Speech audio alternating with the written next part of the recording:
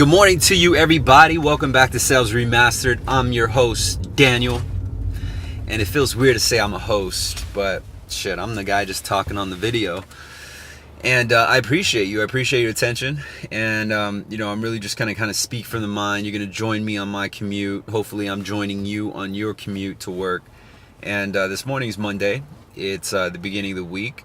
And, we're all human, right? So we kind of look at Monday with kind of a sense of hesitation, like, oh man, here we go again, where you come into an environment where you kind of just had that weekend and it's a little bit hard getting back because maybe you spent some time with your kids or your family, or maybe you splurge a little bit with the drinking and the eating, and now getting back to your regimen, it's always that kind of resistance from your own self, whether it's your mind state or your physical being.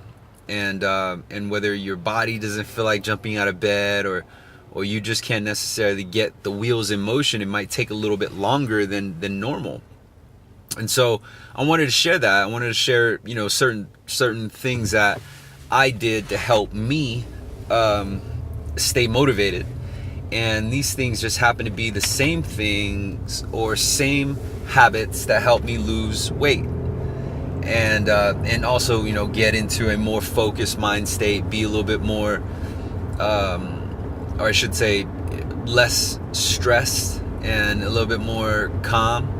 My mood is definitely improved and increased towards a positive mindset.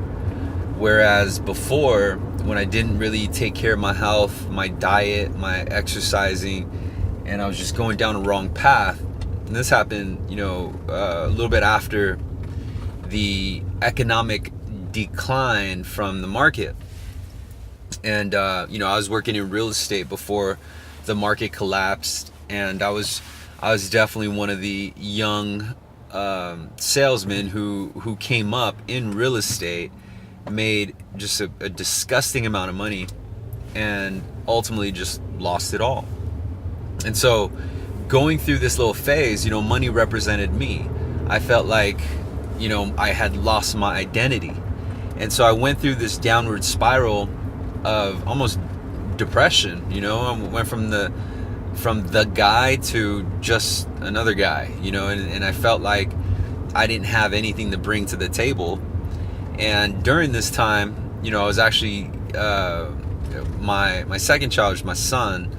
He was just born. He was a couple months when this had happened, and so I had everything on my shoulders at the time, and from going anywhere from losing a house to losing your car to losing your identity, your surroundings, that can really have a negative impact on you as an individual, and so what I did was I actually closed off. I went inside and I kept to myself. And, I always ask myself, like, why is this happening? What happened? I didn't want to show my face around people that I was with, even though they ended up also going through the same struggle. I just didn't, I don't know. I can't explain it. I genuinely went through this phase of depression. And it was unfortunate because, this was my son's first couple years of life. And even though I should have been happy and excited for what I did have, like the health of my child, my health, my fiance at the time, my fiance's health, and family. If I didn't have family, I don't know what I would have. And my focus, though, was still on, how do I get back? How do I get my identity back?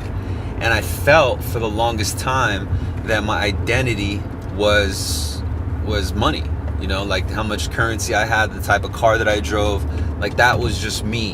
And when I lost these things and I had to downsize, man, I went from a Cadillac Escalade to a Honda Civic, a used old beat up Honda Civic at that. So it was definitely a scenery change. I had to adapt. I had to accept, certain things. A lot of humility.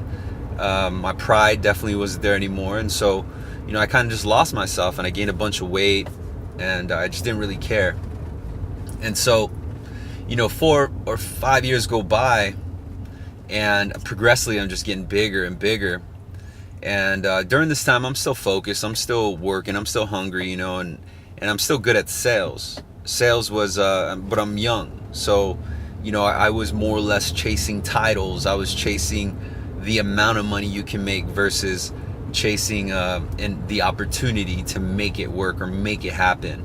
You know, it's like I was filtering my job interviews with whether or not I can make over 5 figures a month, and I didn't want to accept any job unless it did that, because I felt like I had to make over 5 figures a month just to be myself, or be, you know, someone that I would respect, and I felt that that was the happiness. You know, like I wouldn't get my happiness until I got 5 figures.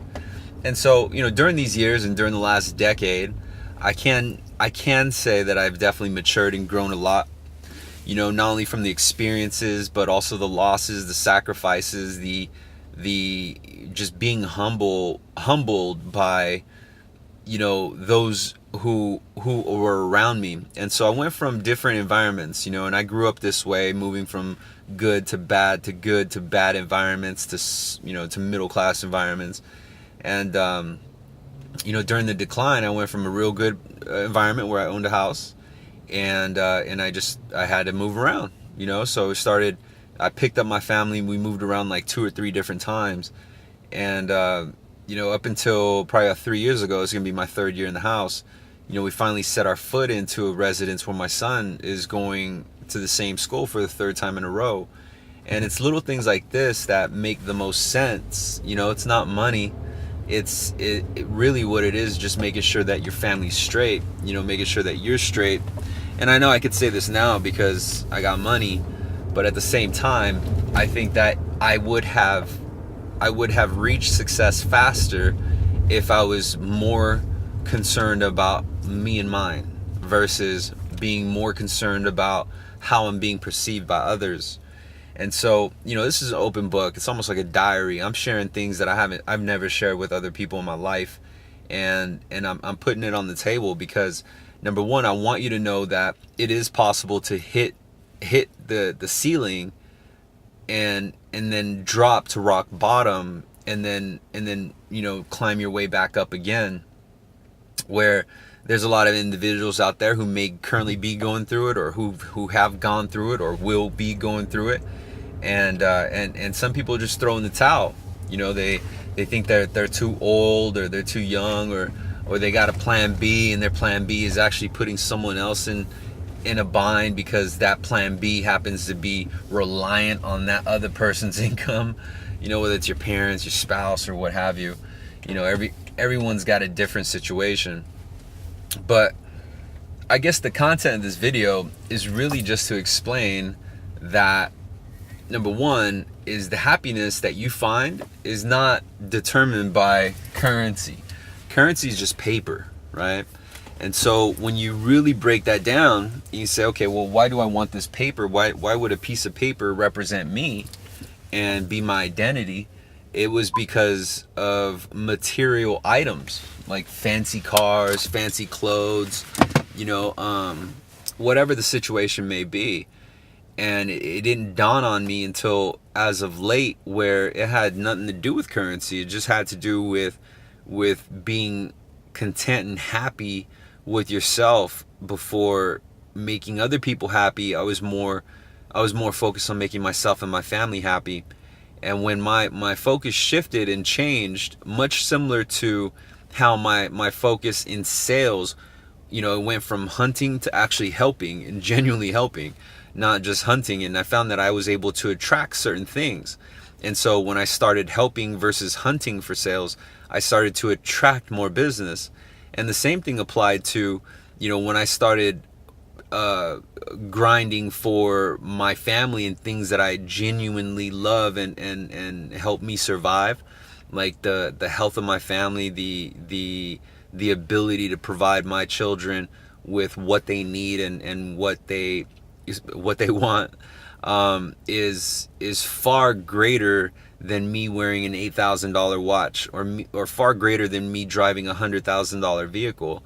Whereas those things are still nice, and please believe I'm still going to do it, but it's not that. My focus is beyond that. And whether it's maturity or not, I think that there are still some young millennials who are on that page. And whether it's with good upbringing or just better common sense than I had, I salute you. But I also am aware that there are a ton of people who will just not let themselves be happy. And whether it's because of their current state or whether it's because they haven't reached their goal, my message to you is really slow down, stop, assess your current state, your current status. No matter how high or how low, it is important that you take a minute to appreciate what you have while you're working for what you want. So that's my message, and I hope that it finds you well, and I hope that this motivates you to reach the next height. You guys have a good one. Bye.